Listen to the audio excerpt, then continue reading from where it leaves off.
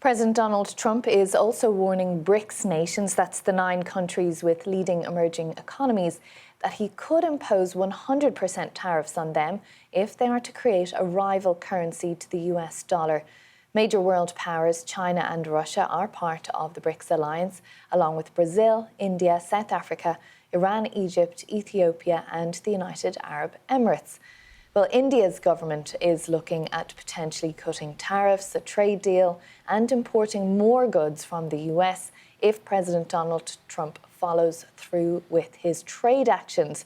During the US election, Donald Trump campaigned on implementing widespread tariffs, and tariffs are a central part of President Trump's economic vision. He sees them as a way of growing the US economy, protecting jobs, and raising tax revenue. Well, let's find out how some of these decisions will impact other parts of the world with our correspondents Arunade Mukherjee in Delhi and Nikisha Ogbonna in Lagos. I asked Arunade how India has been viewing the possibility of these tariffs being imposed. The Indian government is yet to respond officially, with some sort of a reaction to the ongoing developments and the possibilities of higher tariffs.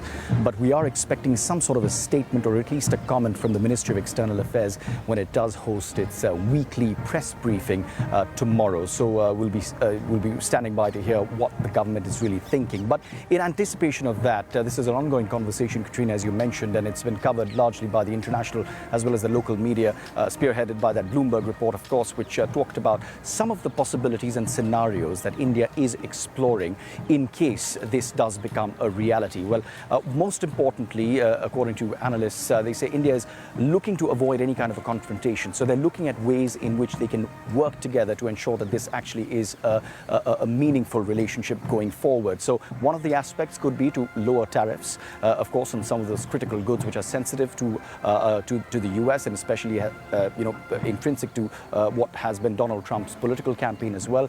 The other aspect is, of course, working on a possible trade deal, something that was on the cards during Donald Trump's first tenure as president, but they couldn't actually, it didn't materialize eventually, and then the government changed. And finally, most importantly, to try and reduce India's imports from other countries and increase India's imports from the US, because this remains a very important and sensitive sticking point when it comes to trade relations between India and the US, because there is a significant trade surplus in favor of India to the tune of about $35 billion at last check at the end of the financial year last year.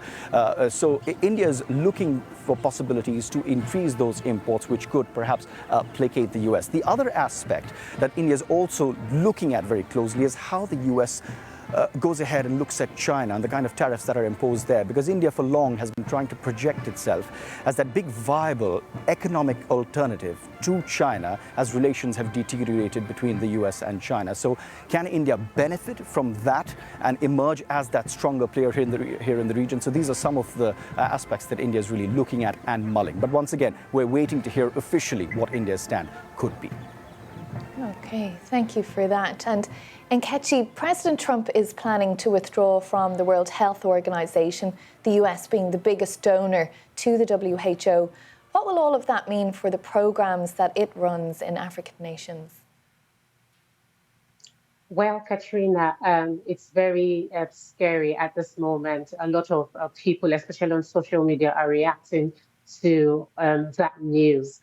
First off, African countries, over half of them rely on external donors for over 20% of their health budgets.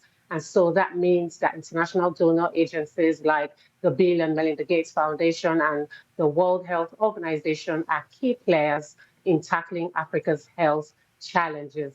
And closely linked to that is diseases such as malaria, tuberculosis, HIV, and AIDS, which are some of the most prominent on the continent.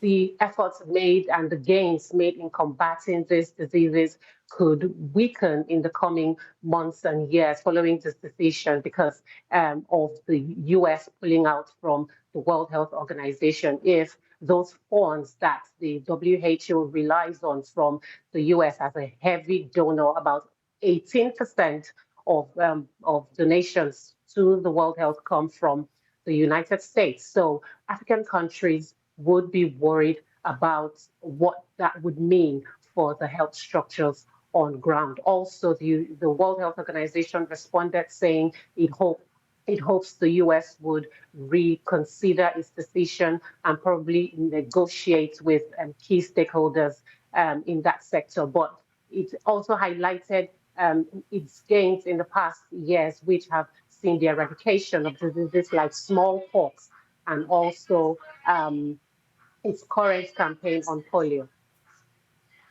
And just very briefly, Nkechi, former President Biden was criticised for his limited engagement in Africa, and despite promises to visit, only going there in the last weeks of his administration. What is the view broadly of what US-African relations might look like under Donald Trump?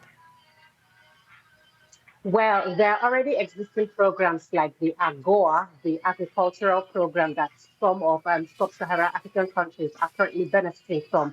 So that is a program that is hoped that in the coming years it wouldn't be suspended, it would be sustained.